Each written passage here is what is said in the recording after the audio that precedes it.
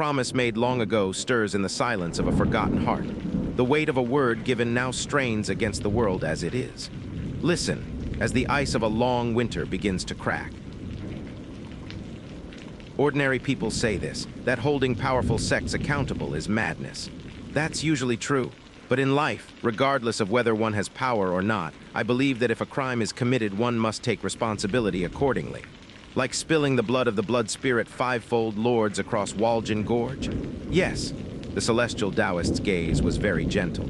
The way of the martial is not simply about seeking power, but about fulfilling the responsibilities that power brings. In that sense, your words are correct, Gongja. Then does that responsibility include admitting one's own wrongdoings? The celestial Taoist picked up a go stone and spoke. What a fascinating line of questioning. He placed his stone on the board. I followed suit. A moment of silence settled between us. In that stillness, tuck, tuck, only the sound of stones finding their place echoed out. After a long pause, the celestial Taoist asked me, "No matter how I think about it, I just don't understand. What exactly are you trying to say, Gongja? You truly don't know." I have a guess, but I hope it's not that. Then it most likely is.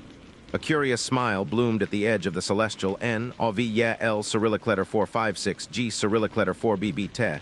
Continue reading, Taoist's lips. In that case, his pupils darkened, and the world around us, things unseen, suddenly grew heavier. Why don't you go ahead and say it? I spoke firmly and with deliberate clarity. If you want to play games, you should start by getting your own house in order. No one noticed it. Not Commander Siang, already seated here, nor the other pavilion members nearby. None of them showed the slightest reaction to the blade now pressed against my throat. And that was correct.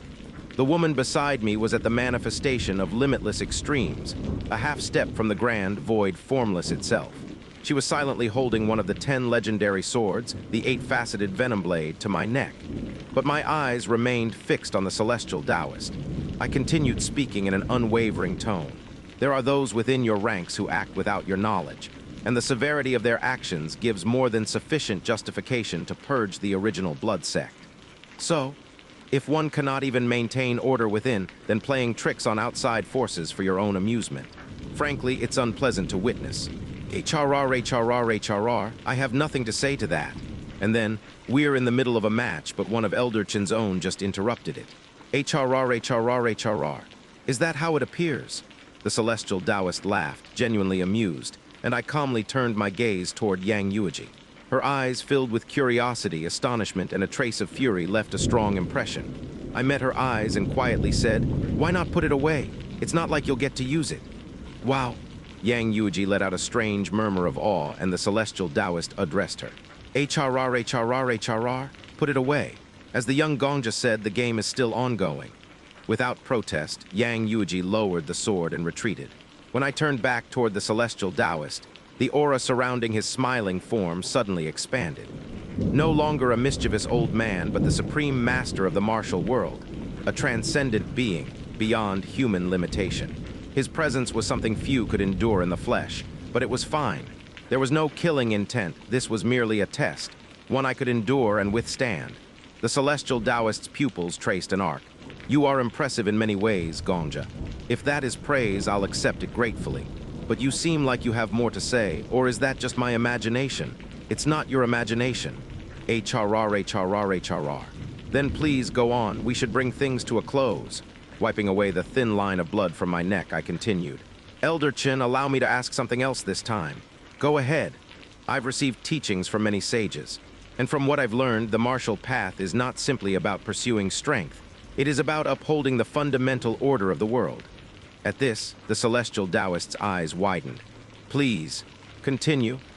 "As I was taught in Confucian tradition, benevolence is not merely compassion. It means the harmony that sustains the world itself. And like in Taoist teachings, not disrupting the natural flow of all things. That, I believe, is the true path of a martial artist." The celestial Taoist said nothing. No, he couldn't. I had mentioned Confucianism and Taoism, but the truth was, I had learned all of this from only one person. And that person was the celestial Taoist himself, sitting right before me.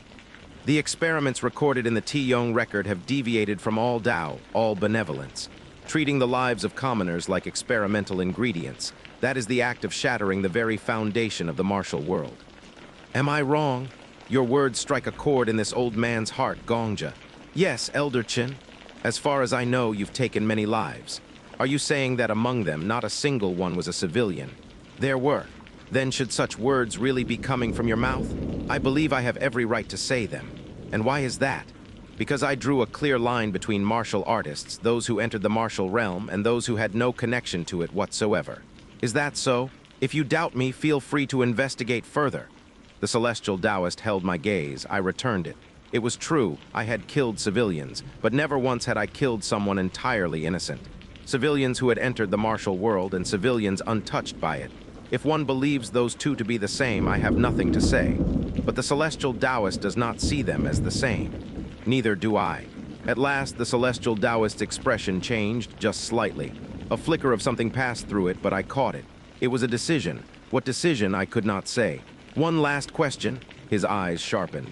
You mentioned Tiwa Stream, yes? What did you do with the corpses there? Do you think I brought them? If you did, then show them to me. I'll judge with my own eyes. I shook my head. You won't be able to. Any reason why? Because I didn't bring them. I held a funeral for them there. I burned them all. There's no evidence left. Why did you do that? If you had brought that child's corpse and the Tiyong record, everything might have gone your way. I just didn't want to. You didn't want to? They suffered until the moment they died, victims of twisted desires. If I were to use their corpses even in death, how would I be any different? The celestial Taoist's eyes opened wide. So did Yang Yueji's beside him. Gongja, you've made this old man reflect upon himself today.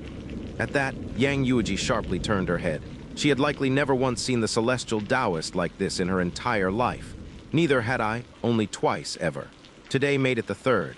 They say the martial path is a lonely one, but even in that loneliness, there are principles that must be upheld. Agreed.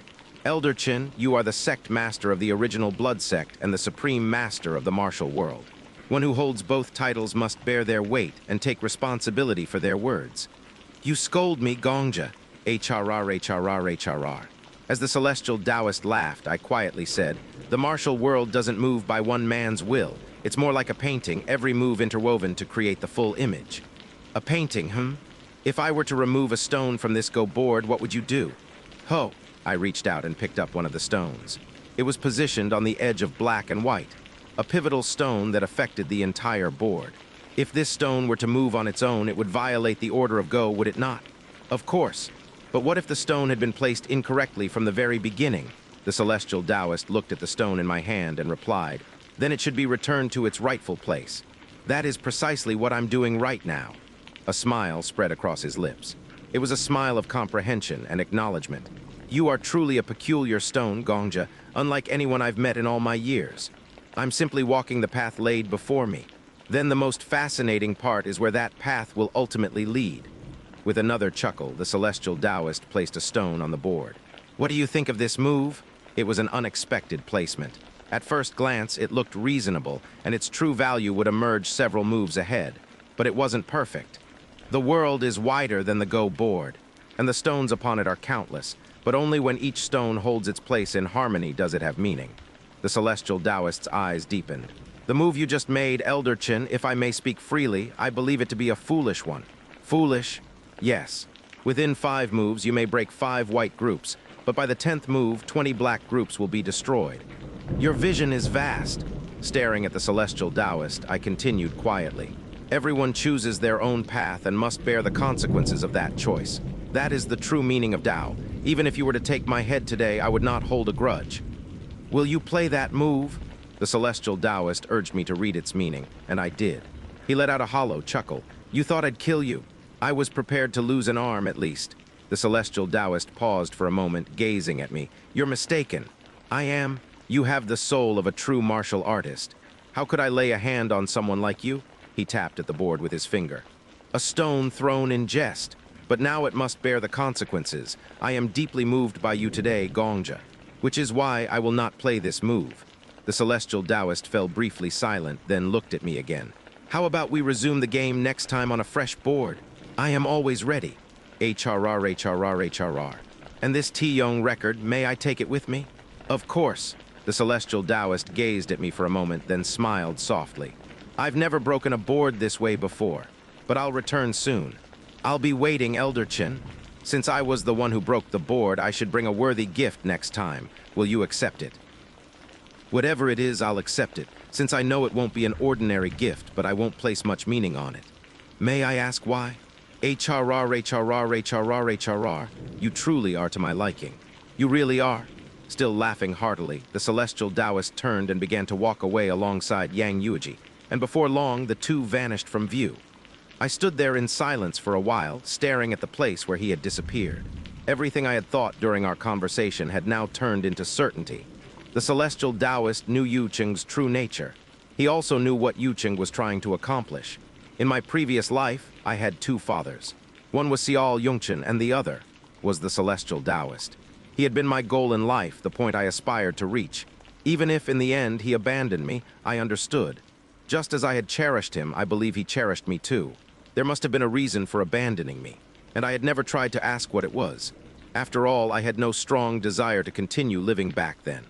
But now, knowing what held me back, knowing what I had been seeking all this time, even so, why had he never once given me a hint? He must have known that my father's death was connected to Yu Cheng. He must have known that the grotesque end of the descendants of the extreme north was all connected to Yu Cheng as well. So why didn't he tell me? Why did he hide it from me? Was it because I wasn't a match for Yu Cheng? Because Yu Cheng was that dangerous? That couldn't be it. Even if I came to understand Yu Cheng's true nature later, I still wouldn't place him above the celestial Taoist. Yu Cheng may be extraordinary, but the celestial Taoist is a genius for whom the word extraordinary is far too lacking. I clenched my fist tightly. The celestial Taoist, the original blood sect, Yu Cheng, and that heaven beyond heaven, whom even the celestial Taoist addresses with honorifics.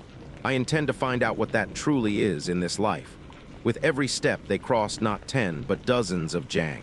The celestial Taoist and Yang Yuji walked in silence for half an incense stick's time. Only after they entered the forest paths of Yumbixen did their pace begin to slow. Yang Yuji cautiously opened her mouth. My lord, I apologize for the impertinence, but may I ask you a question? HRR. It's written all over your face what you want to say. After a brief hesitation, she could no longer hold back. That man just now, he's only 17, and yet how can he face you so boldly? More than that, not only did you not get angry at his disrespect, but rather, you want to say that I reflected on myself. Yes. In all my 20 years of serving you, it was the first time I've heard you say such a thing. The celestial Taoist smiled. His white hair swayed gently in the wind. When you observe how trees grow, you learn. A young sapling bends easily in the wind, while an old tree hardly sways at all. But one day, a sapling says to the ancient tree, "You're too stiff. If you surrender to the wind, you'll become stronger." What do you make of that? I think it's foolish. What could a young sapling know, speaking to a tree that has endured for centuries? HRR. But you see, sometimes special saplings are born into the world. Still young, but carrying the wisdom of centuries within. Yang Yuji looked puzzled by his words. Can such saplings really exist? To assume they cannot, that would be arrogance, wouldn't it? The world is vast. Only by leaving all possibilities open can your perspective truly expand. Even so, she still didn't seem convinced. Both Xiao Enhui and the celestial Taoist, they were incomprehensible. To such a Yang Yuji, the celestial Taoist asked, "Did you see Xiao Enhui's eyes?" His eyes, they don't hold mere youth, but the depth of someone who has endured many lifetimes. The celestial Taoist looked up at the sky for a moment. Do you believe in absolute truths in this world? I've always thought your words were absolute truth, my lord. HRR. And that's why you're still stuck at the manifestation of limitless extremes. True Tao is not something you receive from another, it's something you must discover yourself. Yang Yuji's eyes widened. That man did not seek Tao from me, rather he came to show me his own. When I said I reflected upon myself, it wasn't mere humility, it was genuine awe at the Tao he revealed to me. But he dared to scold you, sect master of the original blood sect and supreme master of the martial world. HRR. That's precisely what makes him special. He isn't blinded by rank or power. He simply follows the path he believes in. Even if it means risking his life, he doesn't waver. In that moment, he truly believed himself to be right. And the celestial Taoist trailed off. In that brief encounter, he had felt much from Enhui. Two things left a strong impression: disappointment and worry. Why disappointment? Why worry? They had never even met before. Are you all right? More than all right. The celestial Taoist's expression subtly shifted. Guardian Yang, yes, my lord, it seems that young man wasn't lying to me. The celestial Taoist's gaze turned toward a dried-up spring. Nearby were the charred remains of something that had been burned, and just beyond the thickets, traces of an underground facility. I'll go confirm it. At his words, Yang Yuji quickly stepped forward and disappeared into the foliage, descending into the underground space. Sometime later, she returned with a grim expression. The celestial Taoist asked, "What did you find?" He was telling the truth. The funeral too? Yes. The celestial Taoist looked toward the direction of Yangryong province with a complex expression. If it were you, Guardian Yang, what would you have done? I would have brought back the corpse of the child who had become a poison soul. And why? Because without that, it's only a half measure. Unwai had already killed the leader of the Blood Spirit Fivefold Lords, 3 of their Blood Soul, the Poison Masters of Viper Valley, and even one of Chinsayim's disciples. In plain terms, this was already a cause for war between the original Blood Sect and Everlasting Snow Palace. To suppress it, one needed leverage, but Unwai had let go of that leverage. Would you have been able to do the same? I don't think it would have been easy. Not easy, no. Let's say 10,000 martial artists were placed in the same situation. Then I believe that all but one would have made the same choice. And that one is that young man? That's right. Today, the celestial Taoist had seen a man with the soul of a true martial artist. Like how all rivers flow to the sea, the world is ever-changing. But even in a flowing river, there must be a center. And from what I've seen, that center is likely Sial Gongja.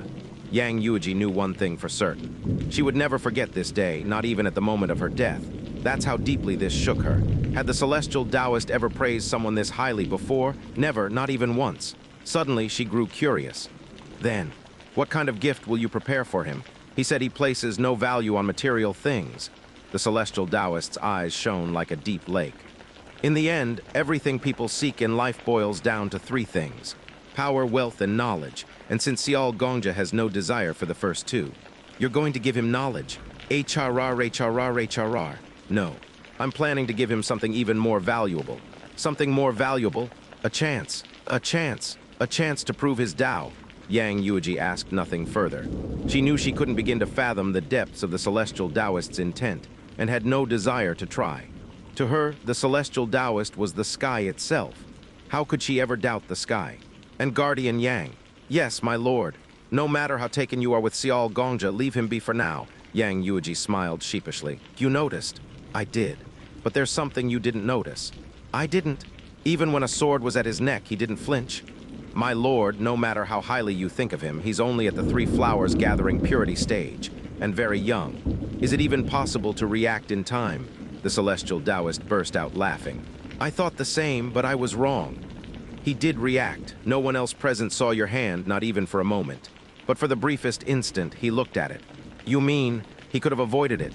The celestial Taoist nodded, and Yang Yuji was stunned. That can't be. Do you truly think so? Yes. The celestial Taoist patted her shoulder. I used to think that too. What Unwai had shown was much like the celestial Taoist's own. No, not merely similar. It was nearly identical. A smile crept to the celestial Taoist's lips. It's the first time I've seen such a fascinating martial artist since Yucheng, but his uniqueness surpasses even Yucheng's. The heart I thought unshakable was stirred today. That's proof I haven't grown too old yet, don't you think? Yang Yuji lowered her head. Her heart still brimming with questions, but one truth was now clear. Sial Unwai was a new kind of being in the martial world, and even the celestial Taoist was watching him closely. She didn't know how that young man would feel about it, but she could say this. To be watched by the celestial Taoist was terrifying. Let's go. Yes, my lord. That night, I sat in the main hall, quietly staring at the empty go board. My lord, are you all right? At the sudden voice, I turned my head. It was Wanyang. Do I look unwell? Not really, but a lot has happened lately. The celestial Taoist came, and so did the lord of the Sichuan Alliance, as if I wouldn't know what she was thinking. Are you afraid? Wanyang shook her head. I'm not afraid. Not as N-O-V-Y-L Cyrillic letter 456 GHT. Don't copy, read here, long as I'm with you, my lord, but I am worried. Then there's something you'll need to do from now on. Want to guess what it is? Raise my cultivation. I shook my head. Not the correct answer, but you're close. Not correct. Cultivation stage is used as an absolute metric, but in truth, it's relative. Then, I'm saying that the logic of heaven and earth isn't decided by how high one's cultivation is. just as I had done. Even at the three flowers gathering purity stage, one can accomplish much. Wanyang, yes, my lord. Your goal is revenge, am I right? Yes. Then what you must do for that revenge is cultivate. When you say cultivate. Not to set aside your hatred, but to place it foremost, to use it as your driving force, to temper yourself with it. That's what you must do. Turning the world upside down or resolving the root of this, all of that will be my task. You, by my side, must receive my guidance and evolve your hatred one step further. If you continue without faltering, then before long, Namgung Ho's head will be laid before you. Wanyang nodded firmly. Then, hesitantly, she asked, "May I learn Go? I'd like nothing more than to tell you to sit down across from me. But it seems another guest has arrived ahead of you." At that, Wanyang tilted her head, not understanding. Then suddenly a flash passed through her eyes. She sprang to her feet and reached for her sword, but couldn't draw it. A white-haired, white-robed old man now stood right before her, gently pressing down on her hand. I had expected one of the two would come today. I thought it would be my father, but it wasn't. Wanyang? Why, yes. My lord, step back, he is our guest. Still glaring at the celestial Taoist, Wanyang eventually stepped aside. The celestial Taoist, too, said nothing. He merely stood there, smiling as if pleased. HRR, that distinctive chuckle of his rang in my ears. You said soon, so I was prepared, but I didn't expect you to arrive this quickly. HRR. I couldn't stop thinking about our last meeting. It got to the point where staying away was unbearable. Ah, by the way, would it be all right if I speak more casually? I don't mind. Please speak freely. The celestial Taoist sat across from me. Looking at him, I quietly said, "Do not let anyone in." "No one at all. No one." "Understood." With that, Wanyang left, and the celestial Taoist and I were left alone. You came alone. HRR, it's an important occasion. One ought to come alone. There's no one in this world stronger than the celestial Taoist. Of course he would come alone. Still, you've brought a gift. To resolve things peacefully, it's only right to bring one. As he spoke, he placed two severed heads beside the Go board. I knew both faces. Xian Yongbik, Lord of Viper Valley, and Chen Saoyam, the Venom Demon. You needed justification, did you? Not quite. Rather than justification, it was simply the posture I had to show as both martial artist and sect master. I see. I had imagined that someone of his stature would bring heads. He resembled Kang Chen-Wu, the Lord of the Sichuan Alliance in some ways, but there was a key difference. He had no fear of shedding blood. What happened to Viper Valley? It was wiped out. A great number of poisoners must have died. Do you pity them? Of course not. I only feel relieved that I didn't have to dirty my own hands. Not dirtying your hands, and feeling relieved, you say? Ha, every time you speak you manage to surprise this old man. How so? The celestial Taoist's eyes traced an arc. You must mean that you have no hesitation in turning the original blood sect into your enemy. Isn't that right? It is. I have no hesitation. But everyone says it's suicidal. For now, yes. For now. There is a time for everything. If I must bow, I can bow. If I must kneel, I can kneel. But the moment that time comes, I will not miss my chance. The celestial Taoist is no fool. He's a genius beyond the bounds of genius. He understood my intent clearly.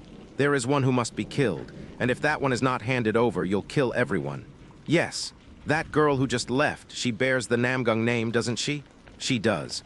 The Lord of the Blood Spirit Guard also bears the Namgung name. I haven't heard the full story, but I can guess. Quietly fingering a black stone, the celestial Taoist gave a small nod. As N-O-V-Y-L-I-G-H-T, though he had come to a conclusion. Personal grudges are just that, personal. They have nothing to do with sect grudges. But do you truly believe that the girl who just left can settle her score with the Blood Spirit Guard's Lord? I answered without a moment's hesitation. Yes, that's a difficult thing, very difficult indeed. The celestial Taoist's eyes gleamed sharply. Who exactly are you? I am a descendant of the extreme north under everlasting snow palace, known as Haiyan Xiaolrin, currently serving as commander of Yangryong province. The celestial Taoist burst into hearty laughter. HRR. That sounds like you're saying you don't want to answer. Weren't you someone who claimed to have no interest in worldly matters? You know me well. If you find out too soon, the fun will be spoiled. But what if I decide it's better to know now? Then I would have misjudged you. HRR, fascinating, truly fascinating. I met his eyes. I'd like to make a wager. A wager? Yes. The celestial Taoist seemed to ponder for a moment, then casually spoke. I heard you said something during your game with Wang Muha and the others, that you didn't particularly need anything and they could decide later what to give you. Is that true? It is. Then are you proposing the same with me? I shook my head. I have something specific I want from you, Elder Chin. And what is that? 2 things for now. 2 things? Yes, 2 requests. If I lose, I'll tell you who I am and reveal everything I've kept hidden. But if I win, you must grant me both of my requests. HRR. 2 for 1 doesn't seem fair, especially since I brought you a gift. You must consider the difference in our status and cultivation. I'm merely a junior, while you, Elder Chin, are already among the heavens. Spoken well enough. What will it be? Smiling, the celestial Taoist placed a black stone at the center of the board. Let's do it. A wagered game. Very well. I picked up a white stone and set it down. In my past life, I learned go from this man. I wanted to resemble him. I pursued the path he walked. Today, I intend to defeat him. Tap. Unwise white stone landed in the upper right corner. The celestial Taoist, without the slightest hesitation, placed a black stone in the lower left. Then unwise white stone in the upper left. The celestial Taoist's black stone in the lower right. Without any conversation, stones moved across the board. The only sounds in the room were the quiet tuck, tuck, tuck of stones touching wood. Once 20 moves had passed, a faint smile curled on the celestial Taoist's lips. HRR, Sial Gongja who taught you go. Unwai fingered his white stone for a moment before replying. Another father of mine, one who exists in this world and yet doesn't. Another father, is it? A glimmer of curiosity passed through the celestial Taoist's eyes. Your go resembles mine, as if you'd spent decades watching me play. In silence, Unwai placed a white stone near the center, threatening 3 of the celestial Taoist's black stones. Even with that, do you still say so? The celestial Taoist's eyes narrowed. Oh ho, that move. He paused, deep in thought. In all his life of playing Go, he had never felt so pressured. His black stones were now in a precarious position. HRR, such astounding insight at such a young age. Unwai looked at him blankly. I'm merely placing stones. The sharp glint in Unwai's eyes made the celestial Taoist feel quite genuinely happy. Your stone is quite sharp, but perhaps I can avoid it like this. The black stone he placed next completely reversed the momentum of the board. I was hoping you wouldn't play there, but as expected of the Central Plains' greatest player, HRR, I merely escaped, but I've lost a house. Now I'll have to use this stone to steal 2 of yours, Gongja. Please do, but you'll have to give up another house for it. HRR. Unwai quietly placed another stone, and the celestial Taoist followed. Once they had surpassed 40 moves, the game grew even more complex. The celestial Taoist's black stones secured strong territory on the left and in the center. Unwise white stones had formed solid formations in the upper and right sections. To any observer, the game looked evenly matched. The celestial Taoist, after some thought, if this stone were, and placed a black stone on the upper center. What would you do if I played here? It was a brilliant and sharp move. In that moment, 7 of Unwise white stones were endangered. In human terms, it would be like 700 lives on the brink of death. But when Unwai played Go, he never thought of them as mere stones. He might say he was placing stones, but in truth, he was placing people. This had been the celestial Taoist's teaching. To see stones as people and people as stones, that was how one could move the world, how one could detect its changes. It was a simple lesson, but one that became a profound truth. Comparing a single stone to 100 lives had never felt more appropriate. Even so, Unwai's gaze did not waver. As if he had already anticipated it, he placed a white stone slightly to the right of center. The celestial Taoist's eyes widened. It was a strange move, one that shouldn't have gone there, a misstep, what some would call suicidal, a dead move. Why would he place such a stone? Lost in deep thought, the celestial Taoist suddenly burst out laughing. Ah, ha, unbelievable. How did you think of that move? This is truly, ha. You had to view the entire board anew to understand the purpose of that move. It was utterly unexpected. I placed this here, and then that there. As he murmured, the celestial Taoist kept laughing, but his eyes were sharp and his mind was spinning at terrifying speed. The move Unwai had just played. It sliced directly through the celestial Taoist's territory. No matter how the celestial Taoist responded, in 5 moves, 2 of his black houses would be destroyed, along with 4 of Unwai's white houses. But 10 moves later, 5 black houses would collapse, and only 1 white house would fall. After 20 more moves, yet another 5 black houses would be destroyed. From the very beginning, this entire board had been laid out for that single move. Every white stone placed thus far had been for this moment. It was a move calculated from the start, one that pierced the celestial Taoist's blind spot, a flawless strike. Sial Gongja, it seems you're already reading 100 moves ahead. I'm not. I merely predicted what moves Elderchen might make. Predicted, is it? If you created the board, then you must also be able to defend it. Are you confident? Of course. HRR. After thinking deeply for a moment, the celestial Taoist placed a black stone on the center left. It was a defensive move, meant to protect his house. Unwai, without so much as a smile, immediately placed a white stone at the top center. Tuck, with that sound, 3 of the celestial Taoist's black stones fell into jeopardy. Just as he had expected, the first black house began to crumble. Somewhat anxiously, the celestial Taoist placed a black stone at center right. He was trying to save his stones, but Unwai, as though waiting for it, placed a white stone in the upper left. Tap. With that move, 2 of the celestial Taoist's black stones were completely cut off. The first black house has fallen. At Unwai's quiet voice, the celestial Taoist narrowed his eyes and stared at the board. Without a word, he placed another black stone at center right. This was an offensive move, aimed at Unwai's white house.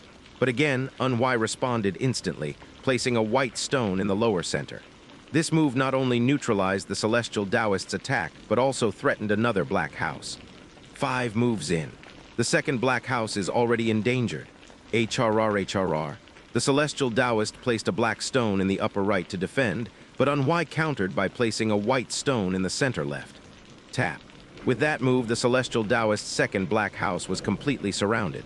The second black house has fallen too. The celestial Taoist drew in a deep breath. Tap. He played more moves. The third black house has fallen. The celestial Taoist's gaze began to tremble. Sial Gongja, you truly are extraordinary. How did you conceive of such a sequence? Unwai was silent for a moment. When I see people, I see stones, and when I see stones, I see people. The celestial Taoist flinched. That was his phrase, something he always said, and yet it came from Unwai's lips. Over the next 10 moves, 5 of the celestial Taoist's black houses collapsed one after another. Unwai lost only 1 white house. HRR. There's no point in continuing this any further. Truly, there wasn't.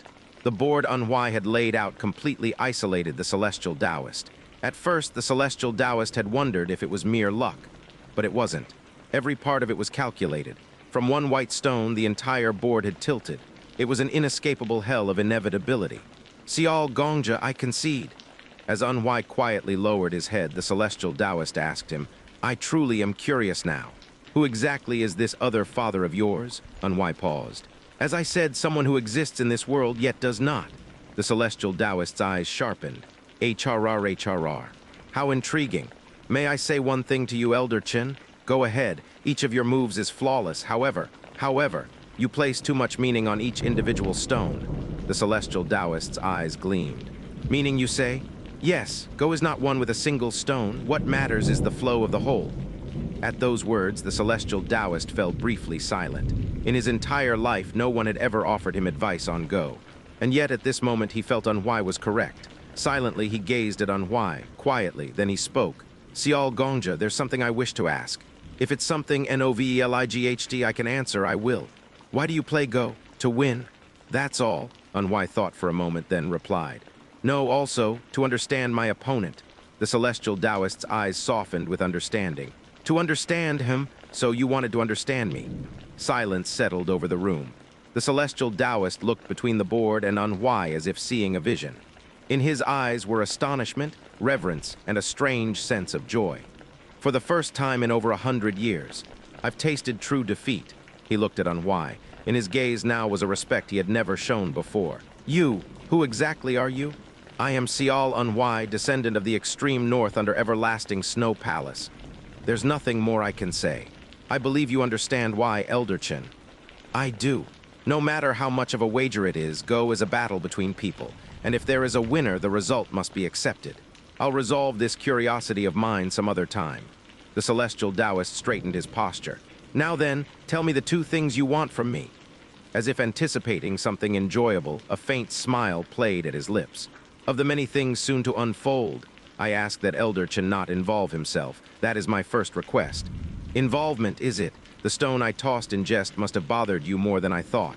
It's not the stone that bothers me, it's the one who placed it. Even after beating me at Go, you still flatter me. It's the truth, HRR. You have a real knack for saying things that please people. Very well, I'll grant your first request, but, this next part was important. I won't be the only one who won't intervene. And you must specify the period. A period. 10 years. 10 years, will that be enough? Yes, it will suffice now for the second request. Go on, this is more of a question than a request. A question, is it? Ask, unwise gaze sharpened. Elderchin, are you truly the supreme of the martial world? Are you truly the being above the heavens, unmatched in all creation? Tian Shang Tian Zia, you are alone with no one above you. Once again, the celestial Taoist's eyes arced. I am someone who wishes to see flowers like Xiao Gongja bloom. First with Go, now with a question, you continue to surprise me. I will answer you. I am the supreme of the martial world, the one who stands alone above all. None in the central plains or beyond surpass me. Excessive humility borders on deceit. Unwai quietly looked at him. There were things he hadn't said. In his past life, Unwai had been abandoned by the celestial Taoist, and he had learned there existed an organization higher than even the blood sect. You seem unsatisfied. I am. And what is it that dissatisfies you? Does Elder Chen truly claim to be the supreme being, the one who can overturn all laws of the martial world and nature itself? ... It sounds as if you believe there is someone above me. Am I right? It's a hypothesis. A hypothesis, is it? Then I'll stake everything I have on this. There is no one above me. The celestial Taoist, at least when it comes to Go and wagers, does not lie. That is the kind of man he is. And with those words, Unwai understood many things. In his past life, the one who killed him was the celestial Taoist. And the celestial Taoist belongs to an organization, Heaven Beyond Heaven, Chinochin. Unwai now pictured their roster in his mind. If the celestial Taoist was part of Chinochin, then what rank would he hold? He'd certainly be at the top. But for such an organization to exist, it must also have a purpose. What is that purpose? Is the celestial Taoist the leader? Or does Chinochin even have a leader? If it's like a Go board where everyone holds their place like stones, then their purpose must be the hand that moves them, the player. There is something inevitable and something sacred. And for now, that's as far as the thought would go. There's a time for everything, and now is not the time to dwell on it. He had no intention of facing the original blood sect just yet. Unwai spoke quietly. Thank you, HRR. I think I understand why you asked that question. You do. It felt like an extension of that earlier talk when you mentioned a change in the player's personality, am I right? It wasn't, but the celestial Taoist would think so, and Unwai had asked the question expecting exactly that. Unwai answered smoothly. Yes, that's right. Then, do you feel more at ease now? Yes. The celestial Taoist rose from his seat. Unwai rose as well. Xiao Gongja. Yes, Elder Chen. As I said before, I am someone who wishes to see flowers like you bloom. Unwai's eyes shifted strangely. That phrase, it was something he had heard long ago. I'll be watching the path you walk. That's a bit burdensome. HRR. Burden, you say? Is that so? When the supreme of the martial world says he's watching. Who wouldn't be burdened? But I'll try to cast off that burden and show you. Show me your path, is that it? Yes, HRR. Good. I'll be looking forward to it. And once again, the celestial Taoist's body vanished like smoke. I slowly rose from my seat. It had been a day of significant gains. There was once a grand ambition and a plan to make it real. That plan was being executed step by step without mistake, bringing in those who were needed, cutting out those who were not, drafting lists, and then drafting them again, endlessly reviewing the plan's steps in his mind, adjusting for variables and refining accordingly. Indeed, Yang Xiaojin's plot to usurp the position of Palace Lord was proceeding without issue. But at some point, a minor variable had begun to show a presence large enough to become a threat. Haiyan Xiao Unwai, could he have stopped him if he'd acted sooner? No, unclear. Should I have just killed him? The Palace Lord had changed. The atmosphere of the palace had changed. He thought carefully. A new picture was forming, and if he were to blend that picture into his original plans, his mind began to spin furiously. After a long while, he opened his eyes and picked up the letter lying beside him. Original source, promise is like a blade. Those who betray grace shall be destroyed. A single word outweighs 1,000 gold pieces. Heaven's thunder shall surely answer it. The verses were brief, but carried a striking intensity. Yang Xiaojin, who had been staring blankly at them, burned them away with the Sami flame. Once his resolve was firm, he began writing something right then and there. It read, "Hand it over to Disialin or Chesalin." Disialin entering seclusion was not a new occurrence, but he remained the greatest obstacle. One way or another, he had to be removed. The primary target was Disialin. The secondary was Chesalin. Right now, Yang Xiaojin had made his move. It was the greatest gamble of his life. Disialin, Great Snow Lin, Xiao Horyong, had been in seclusion for nearly 4 full months. It hadn't been planned from the start, but ever since that conversation with Un-Y, his entire body had felt a constant itch. He couldn't hold it in anymore, so he entered seclusion. That period lasted longer than expected. Originally, he thought it would be about a month, but it ended up being nearly 4. Now, having emerged from seclusion after 4 months, Xiao Horyong let out a loud, hearty laugh. Ha ha ha ha ha. It was only natural. Un-Y had made Yangryong into Yangryong province, had received the heaven-shaking spirit blade from Kang Chen-Wu, the lord of Sichuan Alliance, had stirred the depths of the original blood sect, and even played a grand match of Go with the celestial Taoist. And all of this had happened 2 months ago. Vice Commander! At Xiao Horyong's call, a man in his mid-40s hurried over. His frame was extremely thin, his eyes, arms, and legs all narrow. Yet oddly, because of the long robe he wore, his torso looked disproportionately large. It was obvious at a glance. That robe concealed countless hidden weapons. This man was Gong Yuchen, Vice Commander of Chinsno Province. He answered swiftly, "Yes, Commander. If such fun things were happening, you should have called me." Gong Yuchen gave him a dumbfounded look. "Would you have come if I had?" "Of course I would have, but you didn't." "Seriously?" Xiao Horyong gave a small grin and patted both of Gong Yuchen's shoulders. "Thanks for holding down the fort while I was gone. Next time, say something before you go into seclusion. Do you have any idea what hell I went through?" I said I'm sorry. And as he chuckled like a fool, Xiao Horyong looked utterly wretched. Filthy clothes, an unkempt beard, long white hair hanging loose, to put it crudely, he looked worse than a beggar among beggars. Still, some things had to be said. "Aren't you 27 right now?" 27, yeah. That's insane. Hey, what kind of tone is that? You're the Vice Commander. Can you blame me? At that age and already in the entry spirit stage. I'm not the only one, though. Like who?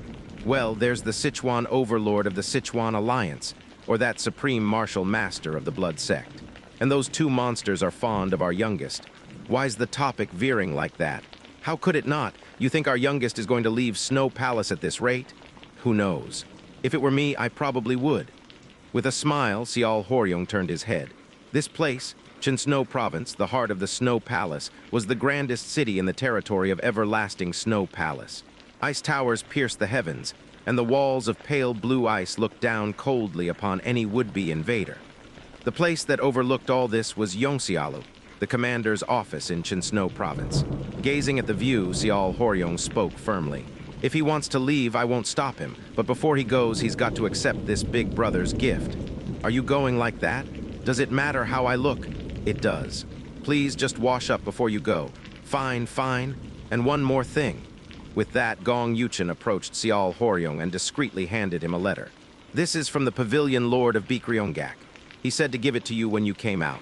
"What is it? How should I know? You didn't check." "Of course not. It's addressed to the commander. Why would I open it?" "If there's no commander, the vice commander is the commander." After unfolding the letter and skimming through it, Xiao Horyong gave a soft snort. "Says there's a secret realm." "What?" "A secret realm showed up near Hanbing Valley, supposedly discovered earlier today. Just after 1 a.m. they expect it to open in about 5 days. With clear interest, Xiao Horyong handed the letter over to Gong Yuchen. Gong Yuchen read it quickly, then blinked. "This looks real, doesn't it?" "Yes, and it's too perfectly timed. The commander breaks seclusion and bam, a secret realm appears. Sounds fun, right? Are you going to enter?" "Of course." With a grin, Xiao Horyong flung open the doors of the office. His view was instantly filled. Hundreds of martial artists had come to welcome him. They all knelt in unison. "Congratulations to the commander on reaching the entry spirit stage," Xiao Horyong smirked. "Did you really need to go and prepare all this?" Gong Yuchen shrugged. "Of course, you're the future lord of Snow Palace." As Xiao Horyong looked out at the gathered crowd, his thoughts drifted to his youngest sibling. He hadn't seen him nearly enough. He needed to offer thanks, give a gift. There was much to do. 2 months and 15 days had passed, In that time, his father had visited exactly 5 times. Regretfully, he'd gained a few minor insights, but hadn't managed to elevate his realm. Across the martial world, speculation was still rampant. Why had the celestial Taoist of the Blood Sect visited Sial Unwai? Theories abounded that Unwai would soon join the Blood Sect, that he was the Taoist's direct successor, that he was the Taoist's hidden son. It was absurd, and yet Yangryong province remained peaceful. But that was always how it was. Right before a storm, things seemed the most calm. So peaceful. At those words from Commander Siang, who was quietly drinking tea beside him, Unwai turned his head. Would you want it to stay like this forever? What more could I ask? As you know, I only hope the young lord continues to enjoy such peace. You think that's possible? Why do you say that? You make me anxious. Outwardly, things did seem peaceful, just as Commander Siang had said. As he discussed with No Chinmyong before, the former site of Juryong Sword Gate on Chungunsan had been turned into an academy, Bingxial Academy. No Chinmyong served as dean. His disciple Piwoon was the main instructor. In the 2 months since its founding, 20 local disciples had passed the entrance test, and students from across the Central Plains had gathered, now numbering 40 in total, studying a wide array of disciplines. It was truly peaceful, but it would not last. It could not last. Anyone who knew the ways of the martial world understood that truth. Unwai turned his head. A man was descending from the sky. Commander Siang tensed, but the man didn't draw his chi or make any hostile move. Instead, he scratched his head and gave an awkward smile. I said I'd come once you became the Lord of Yangryong. Was I the only one who heard that? Siohio spoke as he landed. I'm sorry. Someone from Chinrim came, said you had personal matters, but I didn't think it would take this long. Again, I apologize, but is our agreement from back then still valid? It is. Thank you. It had to be. Even if Siohio hadn't shown up in person, he had consistently delivered the spirit pills and herbs as promised, and profits from Chinrim's black market had kept rolling in. Siohio. Yes, Lord Sial. I don't think you climbed to that seat by luck. Even if you're strong in heavenly human realm, if you hadn't kept both the ethics of a merchant and the duties of a martial artist, you'd never have made it. Let's not have something like this happen again. If it ever does, feel free to terminate the entire contract, and I'll hand over every item in that vault to you. I swear it on my name. Unwai gazed at Siohio. To be honest, he was curious about what had happened. He had one guess. He tested it just in case. Does this have something to do with me? They say you're a genius blessed by the heavens. Looks like you really do see through everything. It had been a shot in the dark, but he didn't show it. If you need help, say so. I might. Would it be possible to meet privately sometime soon? Privately? Yes. Just the two of us. Unwai gave Siohio a curious look. Their relationship was one of mutual gain. Both turned a blind eye to each other's secrets. If one owed the other a favor, the balance would collapse. That was why Unwai had rejected Siohio's offer of help before. But now, I'd like to request your help. So he was saying it like that now. Is it urgent? I've bought us some time, so no, not quite yet. Not quite yet. Unwai briefly looked past Siohio's shoulder. Siohio must have sensed something too. His brow twitched slightly. Unwai spoke softly. I'll send a letter, be ready. Understood. With that, Siohio quietly withdrew, and Unwai and Commander Siang rose to greet the man approaching from the residence. We greet Disialan. Ha ha ha ha, my youngest been doing well? A towering build, keen, intelligent eyes, and impossibly pure white hair. More than anything, the man's presence and stride were immense. Congratulations. For what? You've reached the entry spirit stage, haven't you? I have, but how did our youngest, still in the Three Flowers gathering purity stage, know right away? I heard the news. At that, his eldest brother let out a half-laugh. Right, makes sense. With your value rising in the main palace, I bet there's a long line of people waiting to cozy up to you. And he threw an arm around Unwai's shoulders. Makni, yes, Hyung Nim. To be honest, it's all thanks to you. I'm not sure about that. It was you first, brother, who raised your realm. I appreciate the kind words, but I can't accept the credit for that. Wow. What are you, some old man in a young man's body? I felt this for a while, but hasn't your way of speaking gotten way too mature? I looked silently at first brother. Noticing my gaze, he reached into his robes and discreetly took something out, pressing it into my hand. It was a small box. A great restoration pill. The quiet whisper near my ear made my eyes widen. This still exists. It does. About 4 years ago, the Yangbang Assembly was held by the Martial Alliance. The winner back then was a late-stage disciple named Wu H. Wangxiok, a direct disciple of the Sunchen Sword Sect, one of the 5 great sword sects. And the Great Restoration pill he received at that time was said to be the last one remaining in the world. Its formula had been lost due to the Millennium Calamity. The idea that anyone could still have one was nearly impossible, and yet here it was in First Brother's hand. There was a time long ago when the Martial Alliance held the Yangbang Assembly. I've heard of it. Yeah, from who? Second Brother. Ah, Marion, if he told you, then you'd know. Back then, Yonhwa dropped out during preliminaries and missed the chance to get this. That's what I heard, so I bought it. Ah, I meant to give it to Yonhwa when the time was right. Maybe when she reached the harmonization stage, sneak it to her then. But in the end, I couldn't give it to her.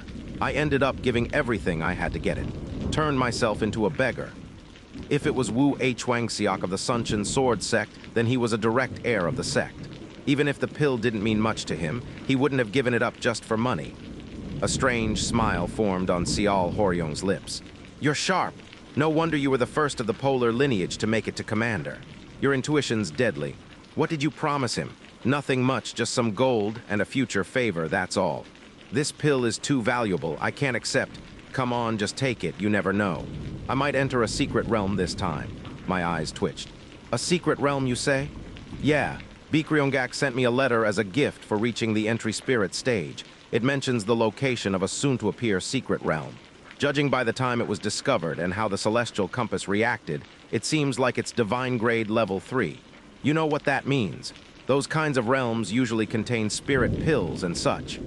It was too precise to be a coincidence. A martial artist from Bikryongak just happened to be there, and just happened to be carrying the celestial compass. Only one part of this could truly be chalked up as coincidence. The timing of First Brother emerging from seclusion. That part alone might be random. Usually the exact timing of a secret realm's appearance is unknowable. That's common knowledge. Like in the number NOVYLIGHT number case of the demonic path's secret realm. What appeared inside, or what kind of mechanisms were involved, was almost entirely unpredictable. Even if I had mastered the principles of heaven and earth, the world was still full of things I couldn't know. Just like how Yu Qing was able to pinpoint the demonic path's secret realm, there might be someone out there who possesses such a divine artifact. And whether this secret realm was martial god level, divine level 3, or something else, what exactly it was, even I didn't know, because not a single person had ever returned from it. Yes, it was that secret realm, the one where the greatest genius ever born in the Snow Palace had died. First Brother. Yeah, this Great Restoration pill, I think it should go to Yonhwa. Come on, Makni. I've got something else planned for Yonhwa. This pill holds your heart. What? You went so far as to go into debt to someone like Wu Huangxiok from the 5 great sword sects, and yet you never used it. Not even during seclusion, I can't possibly accept something that carries so much of your heart. Damn, our Makni's turning me down. Didn't think you'd resist this hard. I stared quietly at First Brother. Can I ask just one thing? What is it?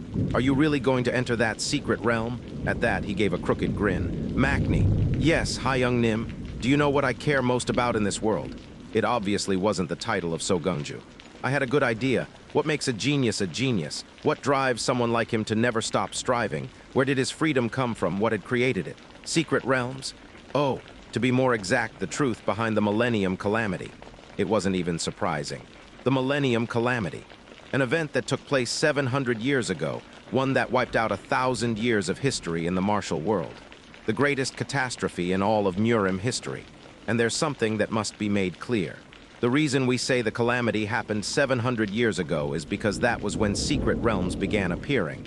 From then on, history had to be rewritten. The gaps were filled with oral stories and fragments of accounts from survivors.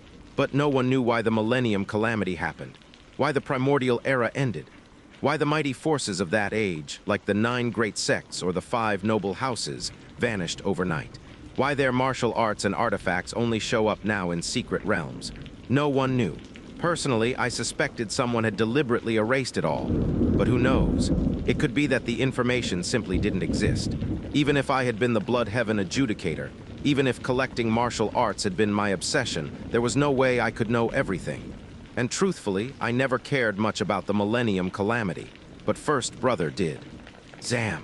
Seriously, you've got terrifying insight. I've never told anyone this. How did you know? I guessed. Let's go with that. Then if you already know I'm obsessed with the Millennium Calamity, you must also know my answer. Yes, I do. Even if everyone tried to stop you, you'd still go into that secret realm. Right on. Secret realms sometimes contain fragments of history from the Calamity, right? Nearly half of what we know about the primordial era came from there. That's correct. Then why are you asking all this? I found something I want. Just now, I nodded. Let's enter that secret realm together. At that statement, Ju Soa and Commander Siang, who had been listening from a distance, shot to their feet, and Sial Horyong burst into a wide grin. Wah, wahahaha, yeah, let's do it. First Brother stepped away for a moment. The timing of the secret realm's emergence was truly inconvenient. It would appear in about 5 days from today, but the journey from Yangryong Province to Chinsno Province, where First Brother was, would take close to 4 full days. It was by no means a short distance, and from Chinsno to the secret realm's location would take half a day more. That meant if we were going to depart, we had to leave immediately. Young Lord, this is the one you mentioned before, isn't it? I nodded. Commander Siang already knew I had returned from the future. But the reason he wore such a grim expression now came down to one thing. This isn't the same as that secret realm that appeared in Yangryong, is it? It's not. At this rate, I won't live to old age. Can't you just not go? Worried? How could I not be? Seriously, why do you always? I smiled and brushed off Commander Siang's shoulder. Isn't this a man saying he wants to walk his own path? When I was playing a match against Kang Chenwu, you held back Wanyang and Han Murin from interfering. Why was that? Because I respect you. Same reason here, I respect my first brother. This was the path a man had declared he would walk. What had shaped Sial Horyong into who he was now was a vast, burning curiosity, something that naturally guided such a genius forward. Even if I told him not to enter the secret realm, he would still go. And truthfully, even I was curious. Why hadn't he come back from that realm? It hadn't been a realm of the demonic path. There had even been a martial artist in the heavenly human realm, one in the mythic realm, and one in the entry spirit stage. 3 martial artists in total who had gone in together. So how was it that not one of them returned? I was dying to know. Don't worry. Phew. Fine, but before you go, could you at least help pick the unit members? Yangryong Province was growing larger than I'd expected. Security matters had previously been handled by people from the Shin clan or the Heavenly Commerce Guild, but that arrangement was becoming inadequate. It was understandable. The black market had expanded.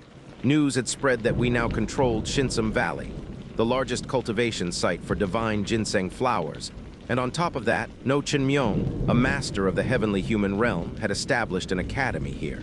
To put it simply, this was a city protected by a resident master of the heavenly human realm, a city positioned at the frontier between the Central Plains and everlasting Snow Palace, a city with stable supply chains and abundant jobs. If people weren't flocking here, that would be strange, so we created a force. The name was Yang'an Unit. I hadn't named it, Commander Siang had.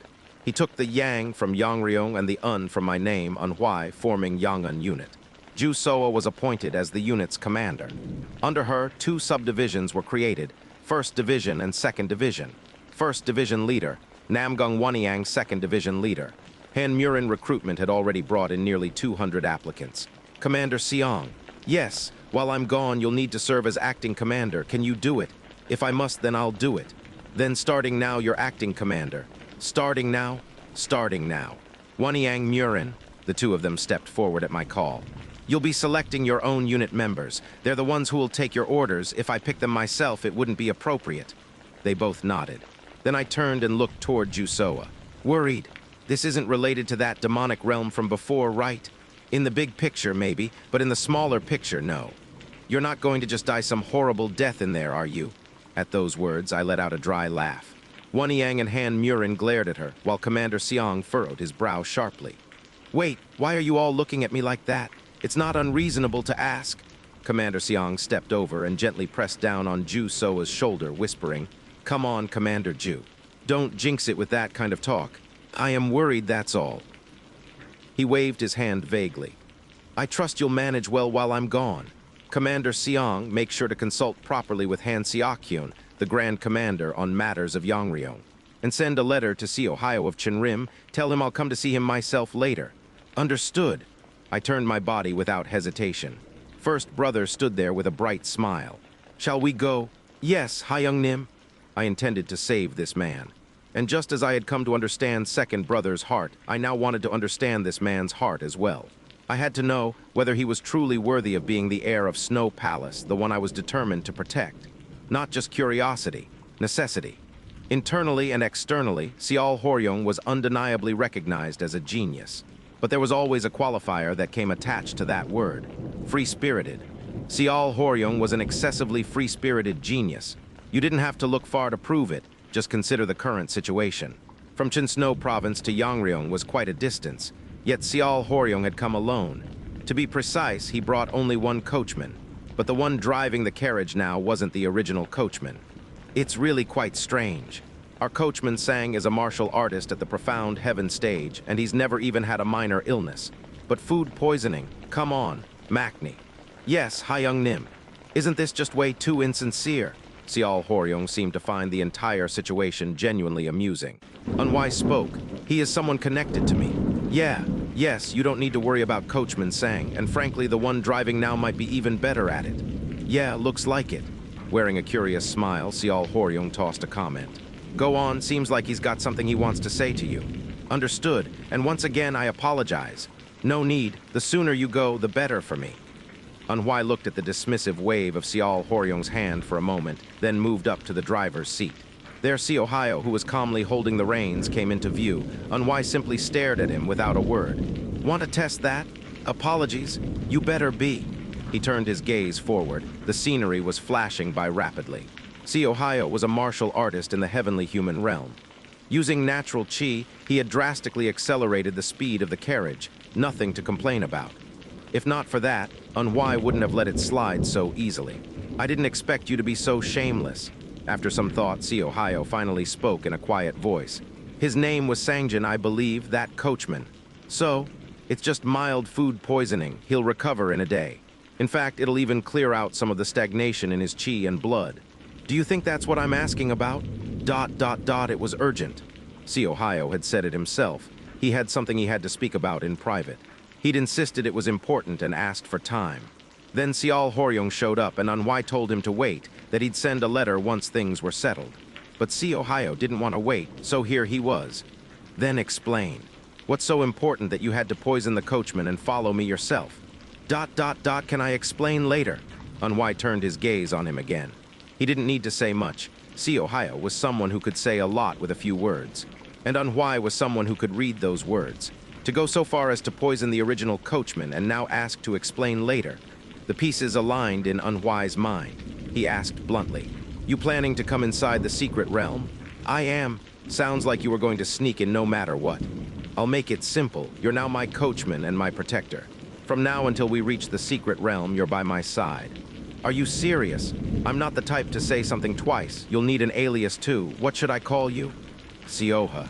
Call me Sioha. Then we'll have a proper talk in there. Are you sure it will be just talk? Unhwai gave a dry laugh. Siohio. Yes, young lord. When you gamble with your life, the first thing you do before placing your bet is figure out what the game offers. The same goes for weighing the scales. You're already planning to upset the balance between us. You want to owe me, so what more could you possibly need? May I ask you one thing? Go ahead. How much do you know? Everything. The answer came so smoothly that Siohio opened and closed his mouth like a fish. Then how much do you think I know? Enough to bet your life. A wise answer. I told you, you choose what to place on the scale, you choose how to take my answer. Just make sure you don't regret the choice. Unhwai turned silently to look at the passing scenery. And then, Siohio sent him a sound transmission. The secret realm we're entering tomorrow is not like the demonic one that appeared in Yangryong. Unhwai kept watching the trees go by. Another sound transmission. It is a secret realm of the Shaolin Temple from the primordial era.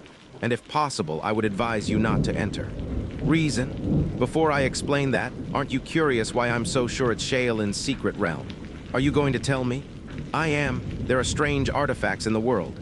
Some of them can detect details about specific secret realms. Let's be clear, Siohio was one of the largest powers behind the black market. Among the items flowing through those channels, plenty were classified as artifacts. That one of them had this kind of ability wasn't surprising.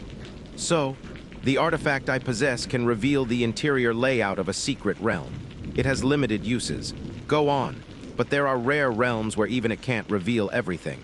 I used it before coming here. I could confirm only that it was a Shaolin secret realm, nothing else. So, in summary, for a secret realm to have this level of closure at this level of danger, regardless of its grade, there will be blood spilled. You might die. Only then did Anhui turn his head. You said the grade was Divine Level 3, right? Yes. It's definitely Novelight, Divine Level 3. He rested his chin on his hand for a moment. This really was odd. An artifact that could detect a secret realm's interior before it even emerged was practically at the level of a divine relic. To say nothing of possessing one, how could a Shaolin secret realm be classified as only Divine Level 3? I haven't lied. Its grade is definitely Divine Level 3. However, it may be the artifact's limitation. Correct. Though it can read both natural chi and celestial energy within, it can't be fully reliable. So it's a Shaolin realm, Divine Level 3. Yet you detected no natural chi or celestial energy. Yes, it might seem easy on the surface, but that very ease could mask a deadly danger. You said you wanted to go in together, didn't you? Anhui finally spoke aloud. Si Ohio answered quietly. That's why I'm going in. Because I need you, young lord. Anhui gave a short laugh. Everyone wanted Sial Anhui. But unfortunately, he wasn't the kind of man who could be owned. He was the kind of man who owned others. And people often misunderstood something fundamental. No matter how dangerous a secret realm was, there was always a way to clear it. The only question was whether you could find it or not. Whether it was Divine Level 3, Flame Level, or even Martial God grade. It didn't change. Even if you couldn't find the answer, if you were at least at the mythic realm or heavenly human realm, you could force your way through by sheer power. Every secret realm so far had followed that rule. Anhui pulled out a brush and paper from his traveling pouch, wrote something on it, and tossed it out the window. Si Ohio watched it flutter away and asked, I didn't think that monster from Shinsum Valley cared for you this much. Just focus on driving. Yes, young lord. Si Ohio had been correct. From far behind, No Chin Myung, who had been trailing them, picked up the fallen paper. First, I must apologize. I'll have to politely refuse your assistance today, Senior No. You little brat. No Chin Myung had every intention of helping Anhui. As soon as he heard the rumor that Anhui was entering a secret realm, he followed. Even though Anhui hadn't asked, he acted on his own. And he let Anhui know, by letting only Anhui sense his chi. A secret realm, huh? Dangerous. Even though he'd been out of Murim for 50 years, No Chin Myung still understood how things worked. Especially with secret realms, what surfaced wasn't the desire of the martial artist, but the bare human instincts within. What happened inside was determined by the survivors' accounts, and only those. No one ever knew the real truth. No one could predict the rewards, but blood would always be spilled. That was the nature of a secret realm. He'd wanted to protect Anhui, but Anhui had refused. Is it because of the guy next to him? He felt somewhat reassured. Si Ohio was at the heavenly human level, and he didn't sense any killing intent from him. It wasn't a bad arrangement. Still, what a difficult brat. Scratching his head, No Chin Myung turned around. Anhui wasn't someone who acted without reason. Hanbing Valley, a deep ravine stretching northeast from Chinsno Province, where snow never melted year-round. Though it was midday, the deeper they went, the darker it became. Almost like walking from day into night. The man at the front, Yon Chuha, Vice Pavilion Lord of Bikryongak, pulled out a celestial compass and checked it before speaking briefly. This is it, Lord Disialan. At his words, the entire group halted. There were fewer people than expected. Sial Horyong Anhui Si Ohio under the alias Sioha and Yon Chuha. Aside from them, there were only 3 others. Hyunjin, a master of the entry spirit stage, was Novelight, a member of Bikryongak and served as Yon Chuha's protector. Donggu was the 12th Division Captain of the Chinsno 13, the elite martial force of Chinsno sect, which was the maternal side sect of Snow Palace. And lastly, Yangjin, a mythic realm martial artist, was affiliated with the White Snow Shadow Guard. Among them, Yangjin was particularly noteworthy, a man known as Sial Horyong's shadow. After Sial Horyong reached the entry spirit stage, he saw through Yangjin's presence, and only then was the man's affiliation revealed. More importantly, when Sial Horyong announced he would enter the secret realm, it was Yangjin who uncharacteristically volunteered to accompany him. Sial Horyong was extremely satisfied by that, and it was no wonder. Yangjin, silent and loyal, had never left Sial Horyong's side since childhood, not even once. Ha ha ha. So this is the entrance to the secret realm? At Sial Horyong's words, everyone except for Unhwai and Siohayo nodded their heads. It was rather unusual. They were all thoroughly ignoring Unhwai. But despite their dismissiveness, Unhwai's eyes remained cool and clear in that very moment. The discovery of this secret realm had first been made by the Pavilion Lord of Bikryongak. Bikryongak was one of the 3 pavilions of Snow Palace, a suborganization of Everlasting Snow Palace. About 4 days ago, one of their members was surveying Hanbing Valley when they sensed a disturbance in the celestial energy, a known sign of an emerging secret realm. They reported it to the Pavilion Lord, who then informed Sial Horyong. It might have seemed sloppy or simplistic, but what mattered was the result. And the celestial compass was clearly reacting. This was a real secret realm, its known grade. Divine level 3. Normally, Sial Horyong could have entered a realm of this level alone. But curiously, many around him tried to stop him. Because of the terrain's location, people argued that even for a divine level 3 secret realm, it was too dangerous to go in alone. So a few were selected to accompany him, and those few were now gathered here. Yon Chuha, the White Lotus Emissary, Heavenly Human Realm, Hyunjin, the Flash Lightning Sword Hand, Entry Spirit Stage, Donggu, the White Snow Warrior, Entry Spirit Stage, and Yangjin Mythic Realm. By all standards, this was an elite team. If all of them supported Sial Horyong, any secret realm could be cleared.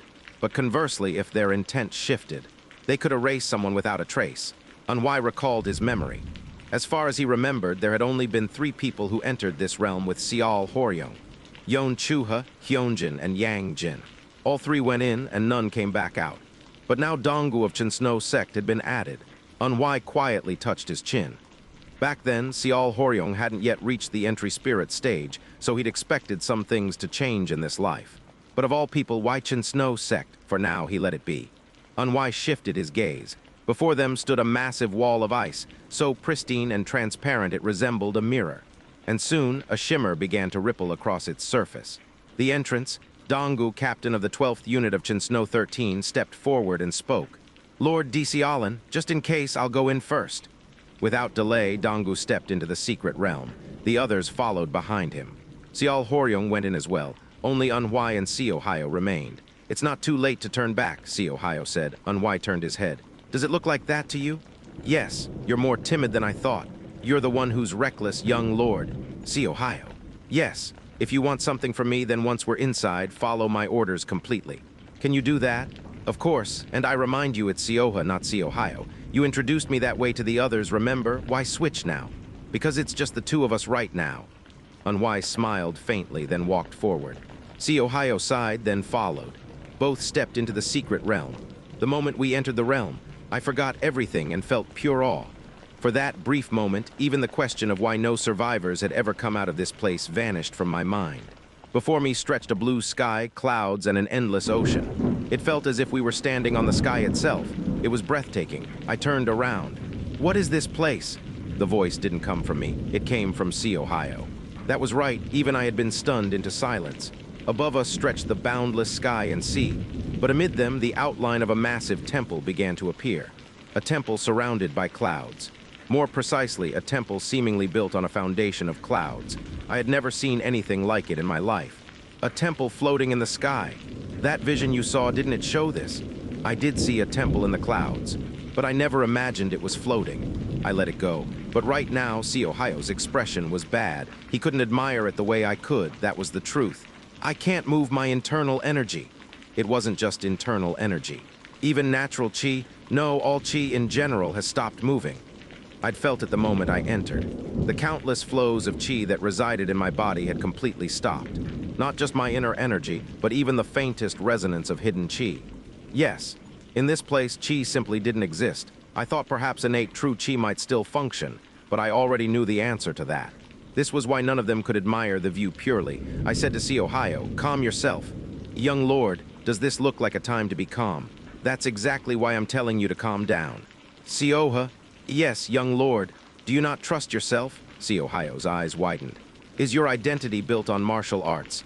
Then is it built on internal energy, on nature?" "No. Exactly. You must have your own dream, your own philosophy, your own path that shapes who you are. Remember this. Before you are a martial artist, you are a person." Siohayo stared blankly at me. The fact that a place like this has such a mechanism, it means inversely that it holds worthy rewards. Aren't you afraid? Should I be? Don't you see the others? They're all freaking out. To be precise, all but one are freaking out. That one was, of course, my eldest brother. While others clustered together whispering, Sial Horyung had a smile on his face. He walked over and clapped me on the shoulder. Ha ha ha ha, Makni, you scared? Not at all. Right, no reason to be, I'm right here with you, yeah. His laugh was warmer than I expected. Don't worry. No matter what happens, I'll make sure you don't die, I smiled. Thank you. No thanks necessary, and... His gaze shifted to see Ohio. I don't know much about you, but I can tell what kind of man you are. So don't leave my brother's side, got it? Yes, if you do, well, let's just say you'll pay for laying a hand on my coachman. Let's not make this ugly, all right? Understood, Lord Disialan. As Sial Horyung turned to go, I grabbed his shoulder. What is it? I leaned in and whispered. More than the realm, you need to watch out for the people. What do you mean? You know what I mean. Sharpen every sense, remember. The thing more dangerous than a secret realm is a person. A faint smile tugged at Sial Horyung's lips. He wasn't stupid. Immediately, he shouted out, "Anyone bring food?" Of course not, you little brat. Those watching from behind gave awkward chuckles. Looks like we can't even use travel kits in here. Let's hurry through this and go grill some meat. Sound good? Yes. Sorry to trouble you. Trouble my ass, come on. Sial Horyung turned and took the lead. He was definitely quick-witted.